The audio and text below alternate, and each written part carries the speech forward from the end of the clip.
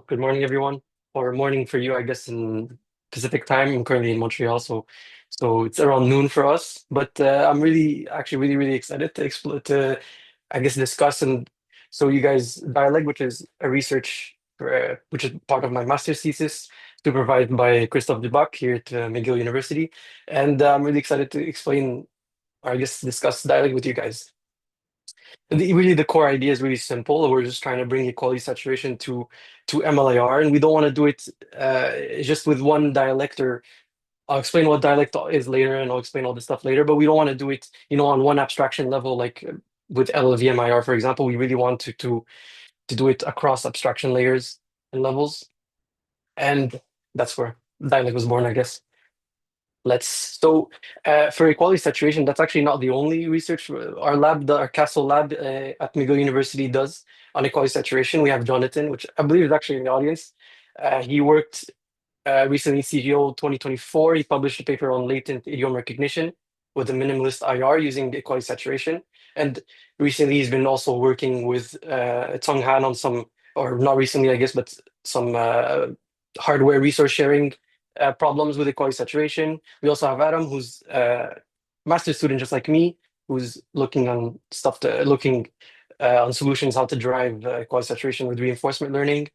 And then there's me, who's working on equality saturation and e-graphs in modern compilers like MLIR, which I guess where Dialect was born. So what we believe is the first successful attempt to integrate equality saturation with MLIR across abstraction layers, meaning that the operations and the instructions themselves don't matter. It's how they're structured, and that's kind of translated into an equality saturation engine. We use Egglog.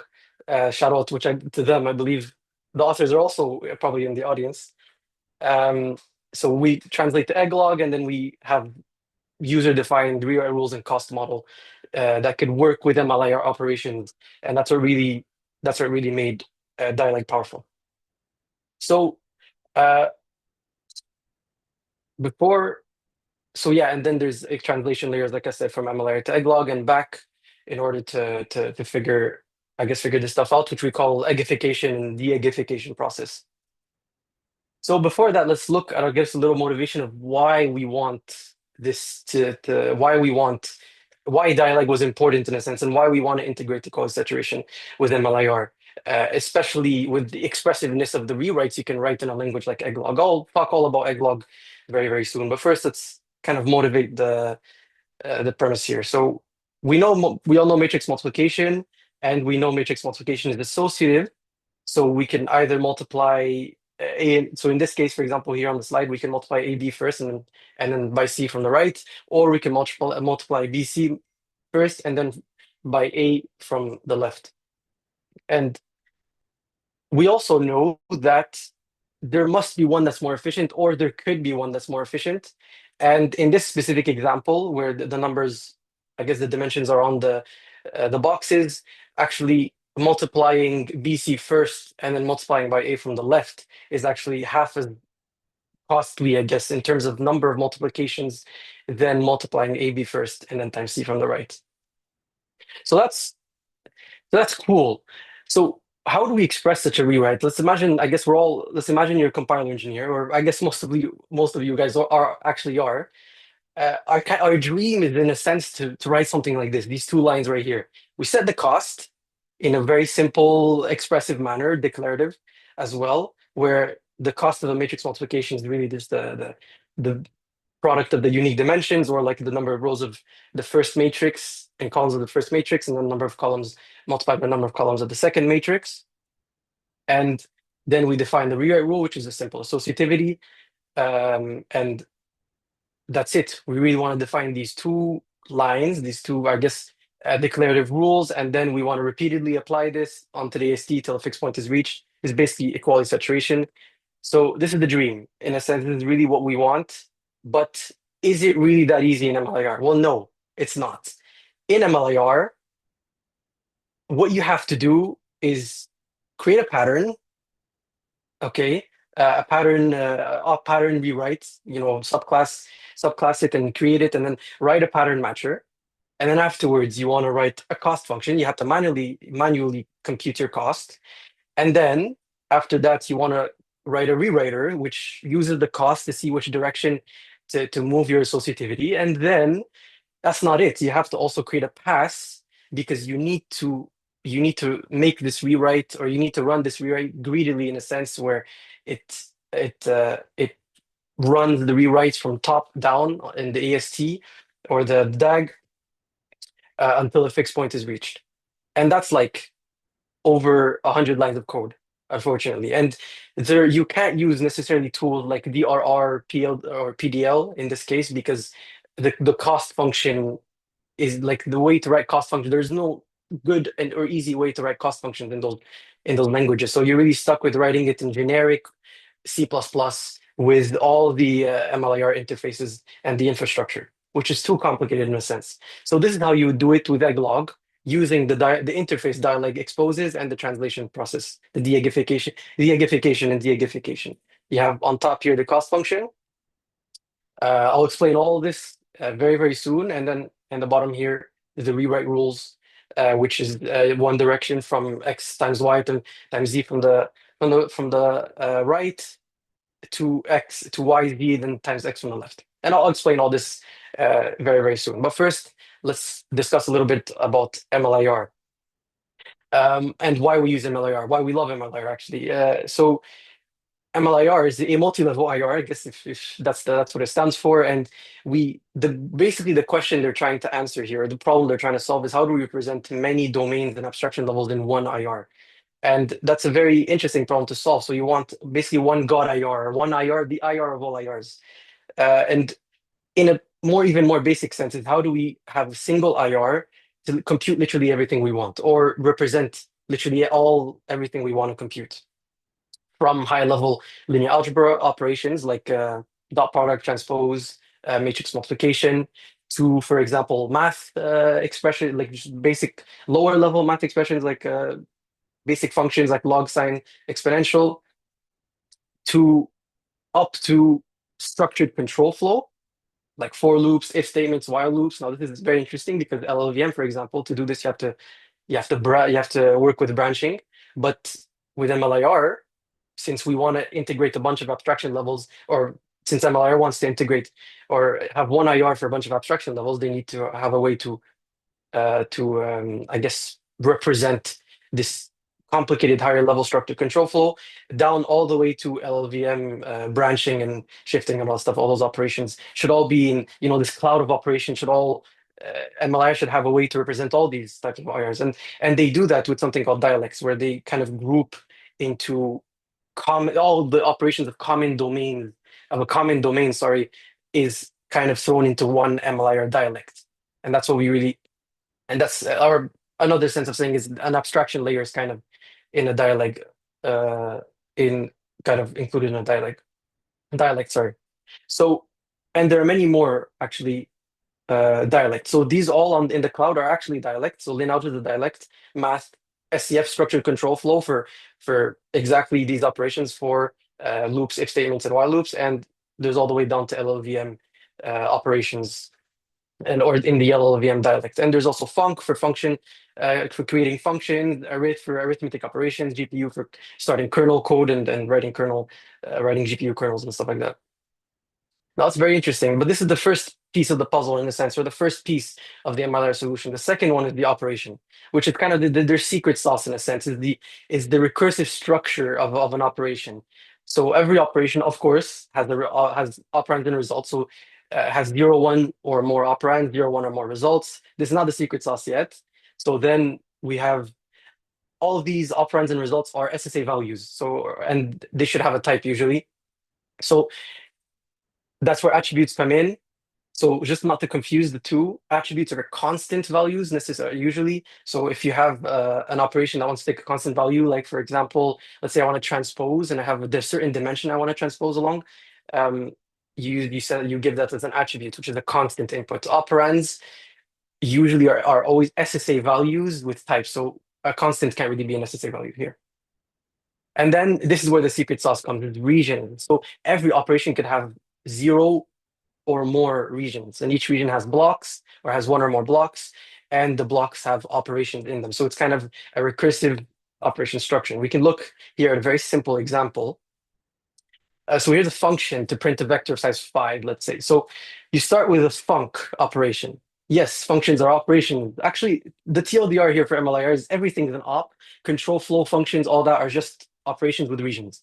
So we have a func here, operations from the func dialect. So that's how you know from here the func dot is the dialect name. Func is the second one is the name of the operation. It's a bit confusing here, but it's the name of the operation.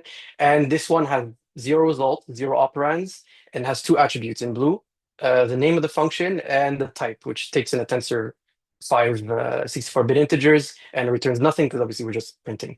And in red, it has the one region. In that region, there's a block with two constants, where the upper bounds for the loop that's going to come soon. So this is using the constant operation from the arith dialect, and we pass in the value of the constant we want to create as an operand, because again, an attribute, because again, operands can't necessarily be constants. It can't be constants here or numbers, and of course, there's a type at the end. And now here, this is the for loop. Yes, now for loop is an operation, just like anything in MLIR, most operations, and it comes from a structured control flow dialect and two operands, the lower bound and the upper bound. Actually, there's three, but I'm omitting the third one here. So there's a lower bound and upper bound, and this two here is simply syntax sugar. Now, the reason I show you the syntax sugar is because, trust me, you do not want to see generic MLIR. It's very, very, very verbose. So I'm showing you the syntax sugar here for the benefit of everyone. And yeah, and then it has one region, of course. And here you kind of basically, again, syntax sugar here down here where you extract the ith element of the vector and then you print it. And something interesting here is the func.call. It's a call operation in the func dialect. Takes one operand, which is the element, and the function it calls is an attribute. Now, that's enough about MLIR. Let's go back to dialect. So now we know what a dialect is. So the reason why we call dialect a dialect-agnostic MLIR optimizer is because we want to apply equality saturation optimization to any dialect or any mix of dialects, because in MLIR you can mix dialects within the same IR, they can coexist within the same IR. So I want to be able to apply DialEgg or any sort of equality saturation optimization to any MLIR code. And the way we do this is by translating to an equality saturation engine and translating the operation piece by piece. Attributes are translated, the types are translated, and all those pieces are translated. And we call this process the eggification, and then the translation back to MLIR is the de-eggification.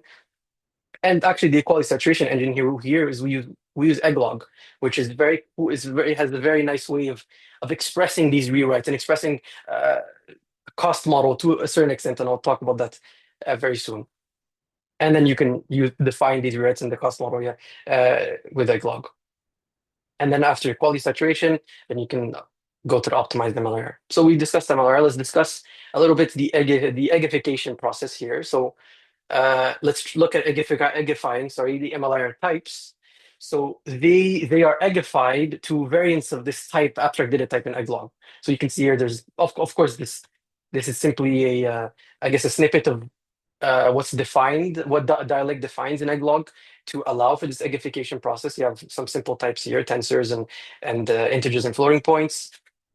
And you also have an opaque type, which is something interesting. We don't want dialect to crash, in a sense, if it doesn't know how to eggify a certain MLIR type or construct. So when when the user doesn't register a certain type, because in MLIR you can create your own types in your own dialect and your own operations. If you don't necessarily register it, then it's going to be eggified as an opaque type. And this is interesting because you could also leverage this fact to kind of hide certain complexity that you don't want to look at, that you don't want to match for. And the reason actually we need to eggify types, or why it's very powerful, is because you can come in and work with the tensor like this, as the second code block here. You can have a tensor type using the tensor variant and have a vector of integers for the dimensions, and then have the element type, which is I64. Now, this is really cool because then when it comes in Egglog, then you can match for the type. You can match for the dimensions. So then you could do something like grab all ranked tensors of elements type 64-bit integer and compute something or add something to the e-graph or equate them to something in the e-graph. So this is why we do this. It makes your rewriting process, or it makes your rewrites very powerful.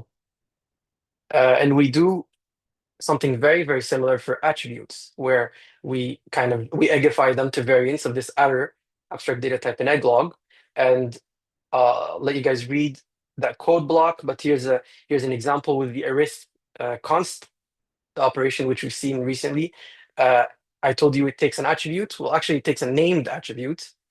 Correction there, and the named attribute has a name, as you can see in the last code block. We can eggify that with the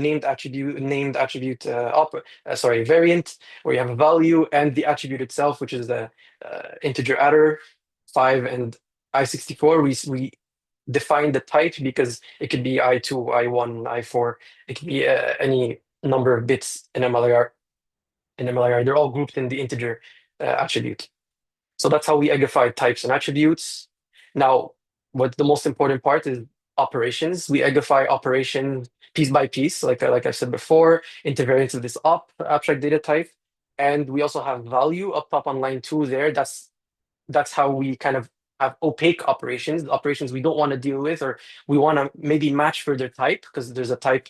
You can have the type there on line 2. You can have the type the construct part of the constructor of a value. You can match on the type of of a value or an opaque operation, rather than you don't even need to care for what type of operation it is. And we have on line 3 the constant, which takes the named attribute type and the type of the constant. And on line 6, here's something very interesting. You have an if statement from the structured control flow dialects. And that's really cool, because you can see that it takes one operand, which is the condition, of course, and two regions, one for the if case and one for the else case.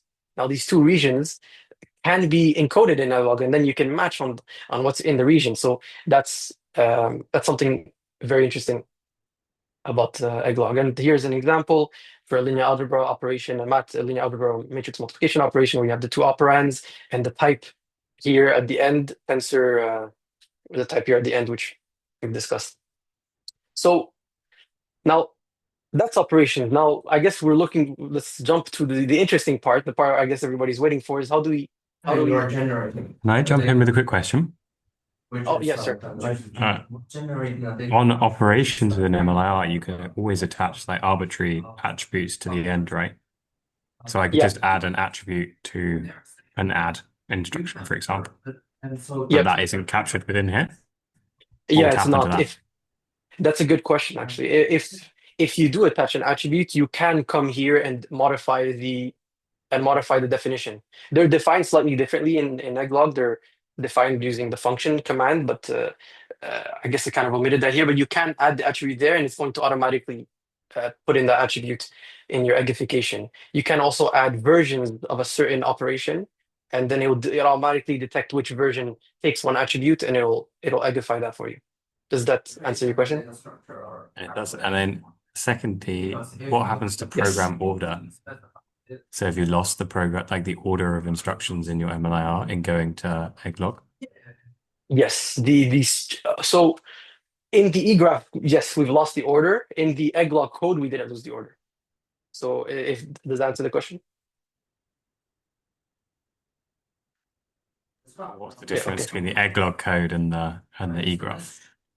I guess in the Egglog code, like the series, the eggification, the order is still there with the let commands, but in the eGraph, the order is gone. It's simply just a DAG at that point. So the order of uses, I guess the DAG is intact, of course, just to keep the structure of the program intact, but the semantics. But in the eGraph, yeah, they're not in a certain particular order. Actually, I think if there are any more questions, I'll wait here for a second before we jump into the rewrite. Get it. Drink of water.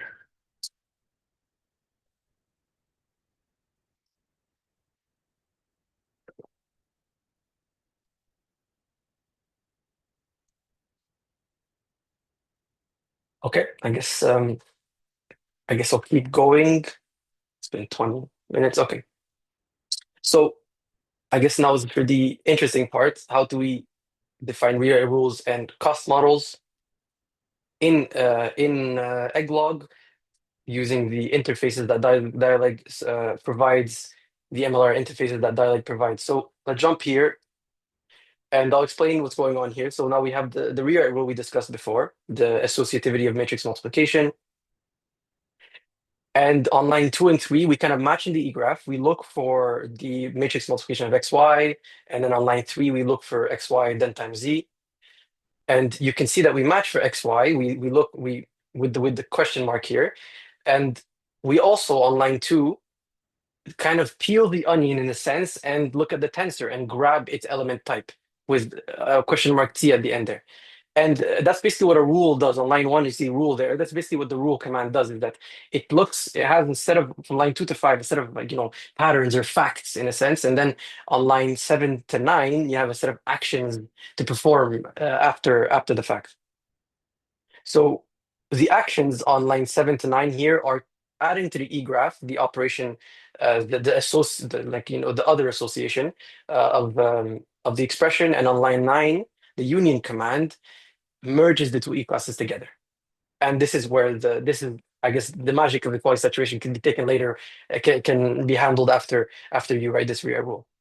There's also something very interesting that you see here on line 4, 5, is that I grab from y and v the dimensions, such that later on line 7, I can create the tensor, the tensor type of the linear algebra operation yz, because you kind of lose them when you multiply x and y together. You kind of lose certain dimensions in the middle, so you need to like grab them again. And this is really cool because then you can see that you can create MLIR operations or MLIR types and attributes, and then they could be de-eggified later to MLIR without any problem. I mean, I guess that's really the point. And then you have here the cost model, which is the very interesting part. Is on line 2, you can see here on line 2, you match for the matrix multiplication, you grab all the dimensions, and then you compute the cost, which we've discussed is the product of A, B, C here and the dimensions. Now, this is something very interesting here, that this cost command on line 7 is actually from like a PR a year ago, a Egglog PR a year ago. And I've been on that Egglog version since then for DialEgg. I think they scrapped the feature. I think they scrapped the feature at some point for some redesign. But yeah, so I'm just letting you guys know this is kind of it's kind of a feature from this uncommon branch of Egglog, and hopefully they add this feature very soon. That was on purpose they're in the audience. Anyways, so now this is the MLIR. See here, line 1 through 6 here on the left is 3mm. We give this to Egglog. This is very expensive, 10,000 multiplications. And then here we have, this is what DialEgg spits out for 3mm, where you can see that it multiplies all of them from the left, from the left now, which is half as costly. Yeah, I think someone wanted to ask a question or say something. Or no, maybe not. I think Sorry, I misclicked. Oh, okay. No problem. Okay, so that's for the optimized MM. Now, let's look at an example that's less of a toy example, which is I'm going to end the talk on I guess on this note.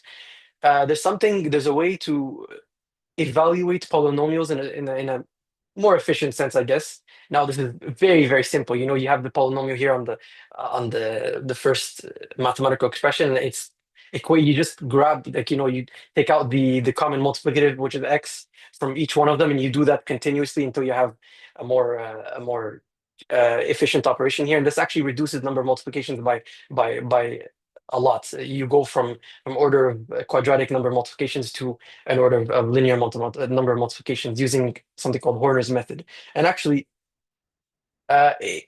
if we wanted to implement this in MLIR, I have no idea how long this would take, how much code this would take. But with Egglog and with DialEgg's translation layers, it could actually be implemented in only these 8 very simple rewrite rules, which is definition of exponentiation. Let's go back here just to kind of hide the others. Obviously, x to the 0 is 1, and then you kind of decompose x to the n to x times x to the n minus 1. And then you have the commutativity, associativity of addition, multiplication, distributivity of addition, and then the identity, multiplicative identity. Now, a little caveat here, we're ignoring floating points. I'll talk about that in a sense in a minute of how we could tackle the floating point issue. So here's the last little rewrite rule I'll show you today is this is the most complicated one of the bunch. The other ones, commutativity, associativity, distributivity, and identity, are very simple to rewrite. They're only like 2, 3 lines each. They're in my backup slide if anyone wants to see them. The most complicated one is this one, which is only 10 lines. You match in the E-graph on lines 2 and 3 for the constant operation. And you can see on line 2, you can grab the raw integer from the integer attribute. And then on line 6, you subtract 1 from it, kind of at the end of the line. Oh, I can actually point to it here. So that's really cool. So back to line 2 and 3, you match for x to the n. On line 4, you make sure that n is bigger or equal to 1. And then on line 6 to 8, you add to the E graph the operation x times x to the n minus 1. And then finally, you merge the two E classes but yeah, so you merge the two E classes. That's the whole point.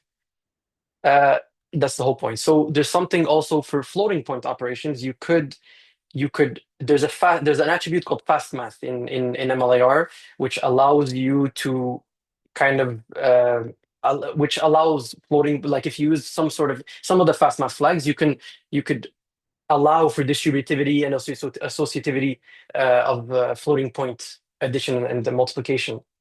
And you can actually match for that attribute. So for all these rewrite rules here, you can match for that attribute and kind of it's like a conditional rewrite rule where if the attribute is in the operation, is in the addition or subtraction or multiplication operation, then you let floating points be associative and distributive. And that's actually in the paper. So if you want more information, if you want to see how that works and how that functions in the paper, you scan the QR code on the right for to read the paper. And if you have any questions, shoot me an email or you can find my email on the left and see the source code as well on the left. You can scan the QR code on the left.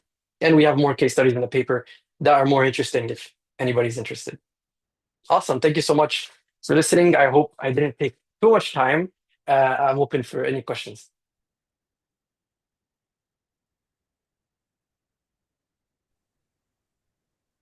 Thank you for the claps. Yeah, thanks for the great talk. We have plenty of time for questions. Thank you. Yeah, I guess that was I guess the point. Let anybody ask as many questions they want. I guess maybe I could talk maybe about scalability study for a second here. So like we have the translation process here is kind of is mostly I guess good enough runtime. We're kind of limited by the saturation, the runtime of saturation. So if anybody's doing research on that, let me know and let me know so I can kind of update DialEgg along so that it can be fast. Yeah. Go ahead. Well, I'm gonna have tons of questions, so I'll let other people go first. Oliver, I think you should kick us off because I want to ask questions about like extraction and effects, which I suspect is part of your Yeah, I'm definitely going to be very interested in control flow and effects. So, have you done many control flow optimizations? We haven't explored that so much for the paper. We were trying to maybe kind of narrow down the Right. scope. If I could kind of spam the left here to get to this part. So there is a way to eggify control flow, although we don't have case studies on that in the paper. I see. Okay. And then, do you just translate pure expressions right now? You don't do any effectful expressions? So that's actually a very good question. You can translate operations with effects. However, we can't match on the interfaces. So you maybe you wouldn't know that some have effects. I guess you'd have to know yourself as the programmer. But we'd I like to see. match on interfaces at some point. Interfaces are very cool and traits as well. I see. And then, one final quick question, just to like No categorize the problem. type of eGraph project this is. Uh, Does your extractor take into account common sub-expressions? So like if you have two expressions that are shared, like maybe you compute x squared twice, but it should only count it once because you're only going to compute it once. Does your cost model take that into account? Or maybe you're using Egglog's default extractor, so it just counts it So twice. so for DialEgg, I'm using the default extractor. Okay. That's a very very good point. Thank you for I guess letting me know. But yeah, but then afterwards I run passive later on to kind of clean it up. But I So, use the default but you do extractor. clean up common sub-expressions. Nice. Yes, yeah. Yeah, these are Obviously, all because questions we've been thinking about a lot, so I think there's potential for collaboration here, for sure. awesome. That sounds great. Yeah, there's actually just before I guess the next question. There's actually I think the authors. I think many of the authors are actually here. There's this new paper. Actually, it was eGraphs in PLDI just recently, where they created an MLR dialect for XSAT, and they have operations that kind of integrates the eGraph within MLIR IR within MLIR IR, I guess, and they kind of implement an equality saturation engine within MLIR using the current infrastructure. So that's a very interesting new development that they. I think Sam is one of the authors on that paper.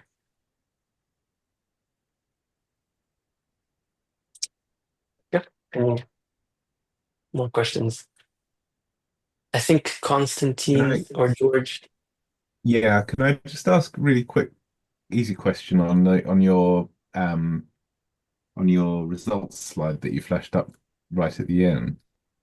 I got yes. Yeah, there. Yeah, could you just tell us what the 3mm, 10mm, etc. are and what's the cause for the differences there? But perhaps you mentioned that, but I didn't get it. Oh, this was just for fun. So 3mm is three matrix multiplication, and 10mm is 10 matrix multiplication, kind of in a chain. So the point, I guess, It's here like of x1 of times x2 times x3 up to times xn. Is that the point? yeah, basically just 10 matrix multiplications in a row.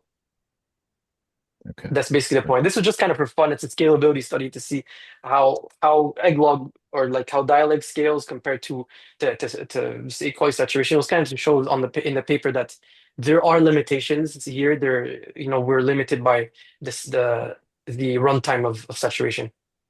Yeah, yeah, okay. So it's about associativity scaling, basically. Yeah, yeah. It was just for Thanks. fun. And we could also the scaling, the more rewrite rules you add, the I guess the time blows up and the more operations as well. One other thing to note is how Ben has noted the feature you want is back.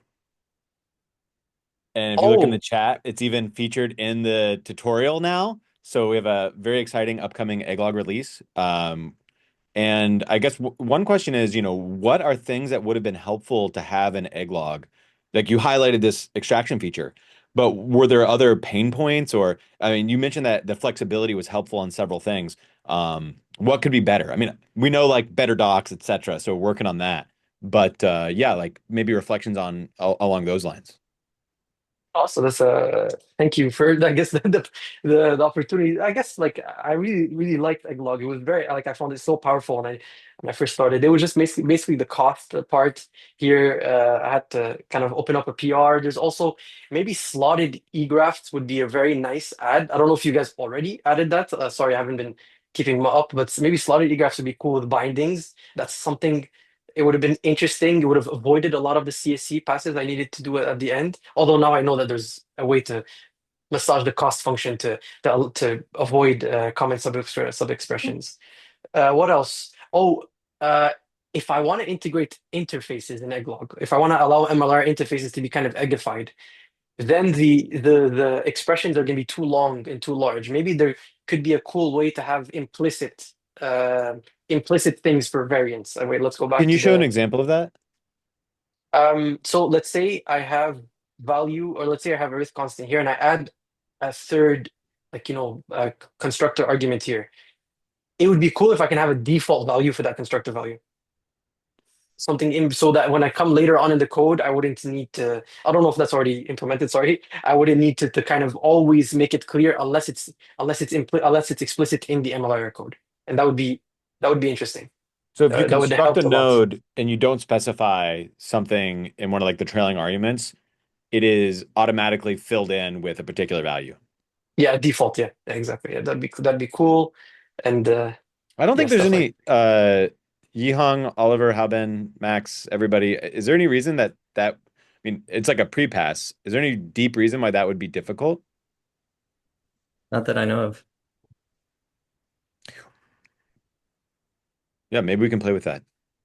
File an Awesome. issue. Okay, cool. Let me just Yeah, write yeah. that down. It could be like a good experimental like macro I that's think like probably. Oh, sugar. sorry, Oliver. I didn't mean to interrupt.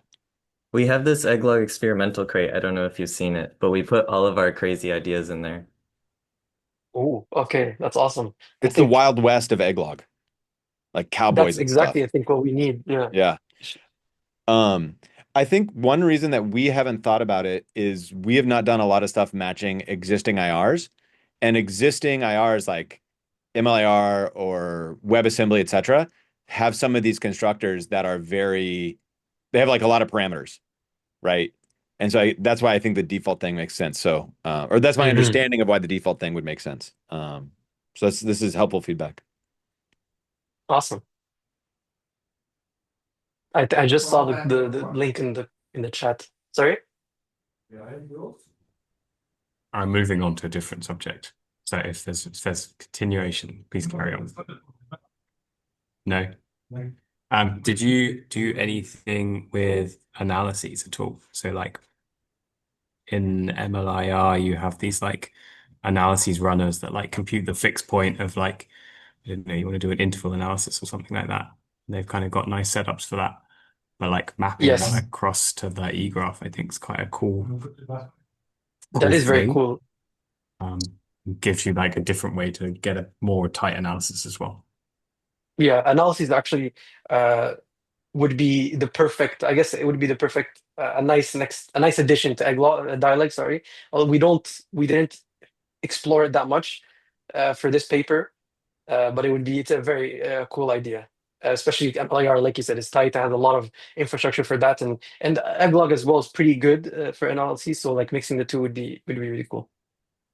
But I guess you didn't actually move like the rewrite patterns from MLIR across to Egglog automatically, right? Whereas, which is that moving the analyses across is probably more akin to moving patterns across than it is to moving dialects across, perhaps. I guess perhaps, yeah, perhaps it might be more complicated. I'd have to explore it, I guess, to see. We can take it. I guess if you can shoot me an email, I could take a look and maybe I could see if I could try to implement or get up some infrastructure on that. Plus one for slotted egraphs. Yes, slotted egraphs are cool.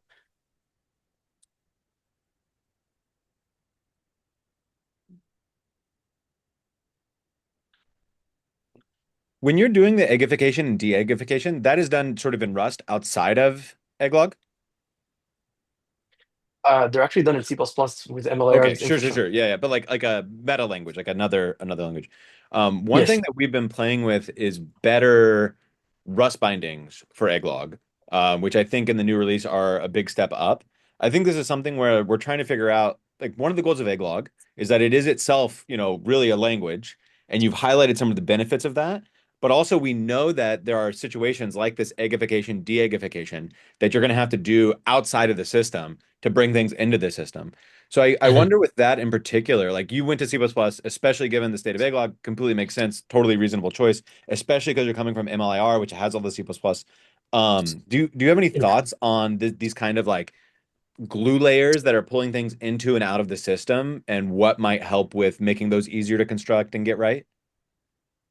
That's a very interesting question. So bindings would be very cool.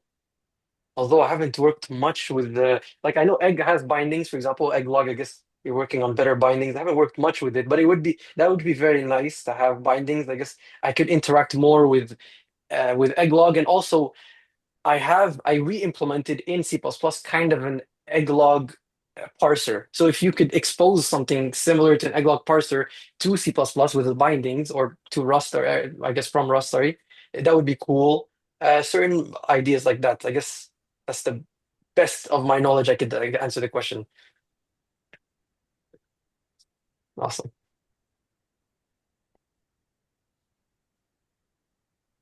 I guess this is the Egglog community, so a lot of people. So that's very nice that we're trying to improve. Let me close the chat here. One question I have is what's next? Are people going to use this? Are you going to extend it to work on new types of dialects and have more rewrite rules? I guess you're graduating from your master's program, so I don't know what's going on for you. That's a good question. I think I'm exploring, I guess, more ideas of how to integrate XAT with MLIR, and that'd be very cool to extend dialogue, especially in terms of interfaces, traits, and uh, and especially now that I think I'm a year behind for everything Egglog related. So I'm sure the new features of Egglog could kind of push dialogue to the next level. I'm sure. I guess I'd have to read up and see what new and look at the experimental branch. I think the Wild West, like you said, I think would be very useful, especially with MLIR. It's just so complicated infrastructure. I think the Wild West would be perfect for a project like DialEgg.